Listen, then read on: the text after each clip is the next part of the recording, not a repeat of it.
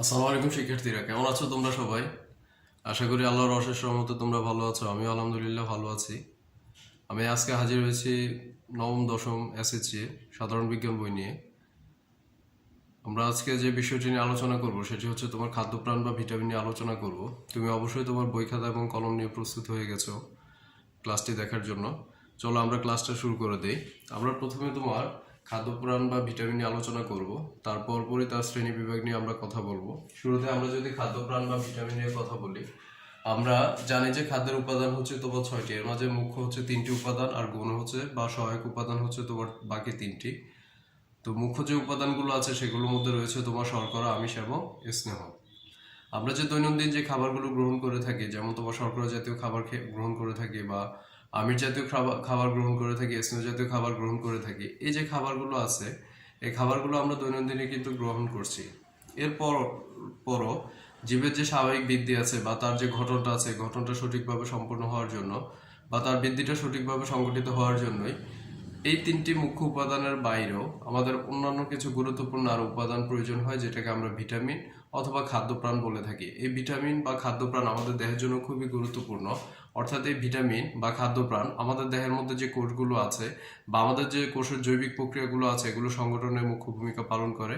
এবং আমাদের দেহের মধ্যে আরও একটি গুরুত্বপূর্ণ ভূমিকা পালন করে এই খাদ্যপ্রাণ বা ভিটামিন, সেটি হচ্ছে যে আমাদের দেহের মধ্যে অ্যান্টিবডি তৈরিতে এই খাদ্যপ্রাণ বা ভিটামিন মুখ্য ভূমিকা পালন করে। যার কারণে ভিটামিনের আরেকটা নাম হচ্ছে তোমার খাদ্যপ্রাণ। অর্থাৎ এই ভিটামিনকেই আমরা খাদ্যপ্রাণ বলে থাকি। তার কারণ হচ্ছে যে ভিটামিন আমাদের দেহের জন্য খুবই উপযোগী এবং এটি আমাদের দেহকে সুস্থ রাখতে, সবল রাখতে এবং কর্মক্ষম রাখতে খুবই গুরুত্বপূর্ণ ভূমিকা পালন করে থাকে। চলে আসো আমরা এই ভিটামিনকে দুটি অংশে ভাগ করে নিতে পারি। এর একটি হচ্ছে যে তোমার স্নেহ পদার্থের দ্রবণীয় ভিটামিন, যার মাঝে তোমার 4টি ভিটামিনের উপাদান পড়ে যায়। সেটা হচ্ছে ভিটামিন এ, ডি, ই এবং কে। এদেরকে একত্রে আমরা এডেক বলতে পারি। আর পানিতে দ্রবণীয় ভিটামিন হচ্ছে ভিটামিন বি কমপ্লেক্স এবং ভিটামিন সি। ভিটামিন বি কমপ্লেক্সের সামনে আলোচনায় আসবে, তোমাদেরকে একটু বলে রাখি এখানে যেহেতু চলে আসছে এটি। ভিটামিন বি কমপ্লেক্স বলতে বোঝানো হয় এখানে তোমার অনেকগুলো মিশ্রণ থাকবে ভিটামিন বি এর, যার কারণে এগুলোকে একত্রে তুমি ভিটামিন বি কমপ্লেক্স বলতে পারো। এবার চলে আসো আমরা শুরুতে এই অংশের মধ্যে স্নেহ পদার্থে দ্রবণীয় যে ভিটামিন আছে তাদেরকে নিয়ে আলোচনা করব। তারপরেই আমরা আলোচনা করব পানিতে দ্রবণীয় যে ভিটামিনগুলো আছে তাদের নিয়ে। শুরুতে আমরা যদি স্নেহ পদার্থের দ্রবণীয় ভিটামিন নিয়ে কথা বলতে চাই, তাহলে শুরুতে আমাদের চলে আসে খুবই গুরুত্বপূর্ণ একটি ভিটামিন, সেটি হচ্ছে ভিটামিন এ। আমরা আসলে আগে তোমার ভিটামিন এর উৎস সম্পর্কে একটু জেনে নিব, তারপর পরে জানবো এই ভিটামিন এ আমাদের দেহের মধ্যে কি কি কাজ করে থাকে। আমরা যদি তোমার উৎস হিসেবে বিচার করি, এই ভিটামিন এটাকে দুই ধরনের উৎসের মধ্যে আমরা পেতে পারি। এর একটি হচ্ছে তোমার উদ্ভিজ্জ উৎস, আরেকটি হচ্ছে প্রাণীজ উৎস। উদ্ভিজ্জ উৎসের মধ্যে ভিটামিন এর উপস্থিতি খুবই বেশি। তার কারণ হচ্ছে যে এই উদ্ভিজ্জ উৎসের মধ্যে আমরা শাকসবজির মধ্যে যেমন ভিটামিন এটাকে পেতে পারি, তেমনি ভাবে আমরা পেতে পারি তোমার ফলমূলের মধ্যেও। যার কারণে উদ্ভিজ্জ উৎসের মধ্যে ভিটামিনের উপস্থিতি অনেক বেশি হয়ে থাকে। আর এই শাকসবজির মধ্যে একটু ভাগ থাকবে, সেটা হচ্ছে যে ক্যারোটিন সমৃদ্ধ যে শাকসবজি হবে। ক্যারোটিন হচ্ছে এক ধরনের রঞ্জক পদার্থ। আর ক্যারোটিন সমৃদ্ধ যে শাকসবজি হয়ে থাকে তাদের মাঝে আমরা ভিটামিন এটাকে খুঁজে পাবো। যেমন তোমার হতে পারে লাল শাক, হতে পারে কচু শাক, পুঁই শাক, বা এই জাতীয় আরো যে শাকসবজি আছে, যেমন তোমার পাট শাক আছে বা কলমি শাক আছে। এই জাতীয় যে শাকসবজিগুলো হয়ে থাকে সেগুলোর মধ্যে ক্যারোটিন সমৃদ্ধ হতে হবে অবশ্যই। যেমন তোমার গাজরে হতে পারে। তাদের মাঝে আমরা ভিটামিন এটাকে সবচেয়ে বেশি পেয়ে যাব। আর এই ভিটামিন এটা অনেক গুরুত্বপূর্ণ ভূমিকা রাখে আমাদের জন্য, এটা আমরা অবশ্যই একটু পরে আলোচনা করব। আর ফলের মধ্যে যদি আমরা কথা বলি, যেমন পাকা আমের মধ্যে, পাকা পেঁপের মধ্যে, এগুলোর মধ্যে তোমার ভিটামিনের উপস্থিতি, যেমন কাঁঠালের মধ্যে, এদের মধ্যে ভিটামিন এটাকে প্রচুর পরিমাণে পাওয়া যায়। চলে আসে এবার আমরা যদি প্রাণীজ উৎসের কথা বলি, প্রাণীজ উৎসের মধ্যে রয়েছে তোমার ডিমের মধ্যে পাওয়া যেতে পারে, বিশেষ করে গরুর দুধে পাওয়া যায় মাখন, ছানা, ঘি ইত্যাদি। অর্থাৎ গরুর দুধ দিয়ে যে যে উপাদানগুলো তৈরি হয় সেগুলোর মধ্যে ভিটামিন এটা থাকতে পারে। তাহলে এই ছিল ভিটামিনের উৎস। আমরা যদি এবার কাজের কথা বলি, তাহলে তুমি দেখবে তোমার বইয়ের মধ্যে লেখা আছে সর্বপ্রথম কাজটি বলা আছে যে ভিটামিনটি মানুষের দেহের স্বাভাবিক যে বৃদ্ধিটা আছে বৃদ্ধিতে সহায়তা করবে বা সহযোগিতা করবে, সেটি হচ্ছে মূলত ভিটামিন এ। ভিটামিন এটা আমাদের দেহের গঠনে সহায়তা করে থাকবে, আমাদের দেহের মধ্যে রোগ প্রতিরোধ ক্ষমতাটা বৃদ্ধিতে সহায়তা করবে, আমাদের দেহের মধ্যে জৈবিক কার্যাবলী যেগুলো সংগঠিত হয়ে থাকে সেগুলো সংগঠনে মুখ্য ভূমিকা পালন করবে এবং এর পাশাপাশি আমাদেরকে তোমার রোগ প্রতিরোধক্ষম করে তুলবে। অর্থাৎ আমাদের দেহের মধ্যে অ্যান্টিবডি তৈরিতে এই ভিটামিন এটা মুখ্য ভূমিকা পালন করে থাকে। এবার চলে আসো আমরা জেনে নিব ভিটামিনের অভাবে আমরা কি কি সমস্যায় ভুগতে পারি বা এই ধরনের সমস্যাগুলোকে আমরা কিভাবে প্রতিকার করতে পারি। যেমন দেখো, ভিটামিন এ এর যদি কথা বলে থাকি তাহলে তোমার মাথায় অবশ্যই শুরুতে চলে আসবে, সেটা হচ্ছে রাতকানা রোগে। দিনের বেলায় সূর্যের খুব আলো থাকে, যার কারণে এখানে তোমার দিনের বেলায় চলাফেরা করতে খুব সমস্যা হয় না, কিন্তু রাত্রিবেলায় যেহেতু তোমার তেমন কোনো আলো আলো থাকে না, সূর্যের আলো তো থাকেই না, যার কারণে তখনই তোমার সমস্যাটা দেখা দিতে পারে। আর সেজন্য এটাকে রাতকানা বলা হয়। শব্দটা হচ্ছে তোমার রাতকানা, তার কারণ হচ্ছে যে সমস্যাটা হচ্ছে তোমার রাতের মধ্যেই দেখা দিবে। আচ্ছা, এখন যে রাতকানা সমস্যাটা তোমার দেখা দেয়, এই রাতকানাটা হয়ে থাকে কেন? ভিটামিনের অভাব হলে মূলত রাতকানা রোগটা হয়ে থাকে। কেন এটা হয়?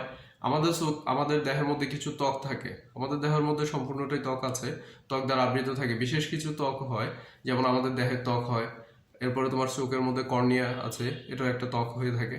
তো এই যে ত্বকগুলো আছে, ত্বকগুলোকে তোমার সুস্থ রাখতে ভিটামিন এটা মুখ্য ভূমিকা পালন করে।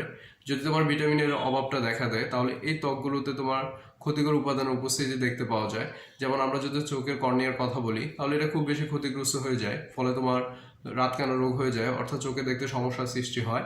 তো এখন তোমার এই সমস্যাটা যদি কেউ অধিক সময় ধরে ভোগে, তাহলে তার জ্যারপ্থ্যালমিয়া হওয়ার সম্ভাবনা থাকে। জ্যারপ্থ্যালমিয়া বলতে বোঝানো হয় চোখের কর্নিয়ার মধ্যে যে নার্ভগুলো থাকে, যে নালীগুলো থাকে, এই নালীগুলো তোমার ক্ষতিগ্রস্ত হওয়ার কারণে, অর্থাৎ ভিটামিন এর অভাব হওয়ার কারণে এগুলো ক্ষতিগ্রস্ত হয়।